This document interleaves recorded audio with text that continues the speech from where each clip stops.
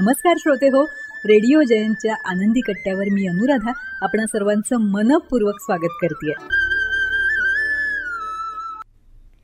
श्रोते हो, अति ताणतणाव असणाऱ्या लोकांसाठी एक विचार मांडला विशाल अडे यांनी. रोजचा अतिरेकी ताणतणाव हा प्रत्यक्षात एक विष आहे. तो हळूहळू आपल्याला कमकुवत करत जातो, आपली मनःशांती हिरावून घेतो. तुमचे शरीर आणि नातेसंबंध नष्ट होत जातात. त्यामुळं एका चुकीमुळे जग काही कोसळणार नसतं, पण जर ताणतणावाला आपण बळी पडलो ना तर आपली आंतरिक शक्ती नष्ट होते. आपल्याला वाटलं असेल की विचार केल्यानं उपाय मिळेल, पण प्रत्यक्षात हे विचार आपलं हास्य हिरावून घेतात. आणि ही चिंता फक्त स्वतःलाच नाही तर सभोवतालच्या लोकांना सुद्धा अंधारात ढकलत असते.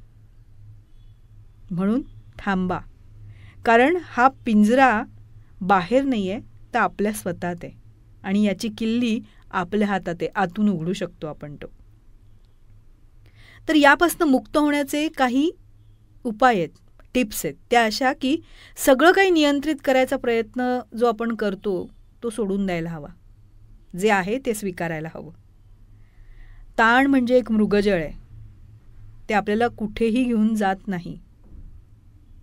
ताण आपली ऊर्जा खातो, शांती नष्ट करतो. म्हणूनच मित्रांबरोबर, नातेवाईकांबरोबर किंवा आपल्या आवडत्या व्यक्तीबरोबर वेळ घालवायला हवा. संयम स्वीकारायला हवा. आपलं आयुष्य म्हणजे काही सिनेमा नाही आहे की जे सगळं काही क्षणात बदलू शकतं. जी परिस्थिती आपल्याला नको आहे ती बदलण्यासाठी वेळ लागेल आणि एक दिवस सगळं काही ठीक होईल.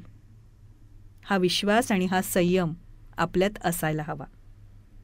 स्वतःला माफ करायला शिकायला हवं आणि त्याचबरोबर इतरांनाही माफ करायला हवं. स्वतःवर सगळ्यात महत्त्वाचं म्हणजे प्रेम करायला हवं, स्वतःला वेळ द्यायला हवा. एखादी चूक झाली तर ती मान्य करून पुन्हा उठून ती चूक पुन्हा कशी होणार नाही याचा भान राखायला हवं. सगळ्यात महत्त्वाचं म्हणजे ना, आपल्या प्रतिक्रियांवर आपण नियंत्रण ठेवायला हवं. आपण काही जग नाही बदलू शकत, पण आपल्या रोजच्या प्रतिक्रियांवर आपण नियंत्रण ठेवू शकतो.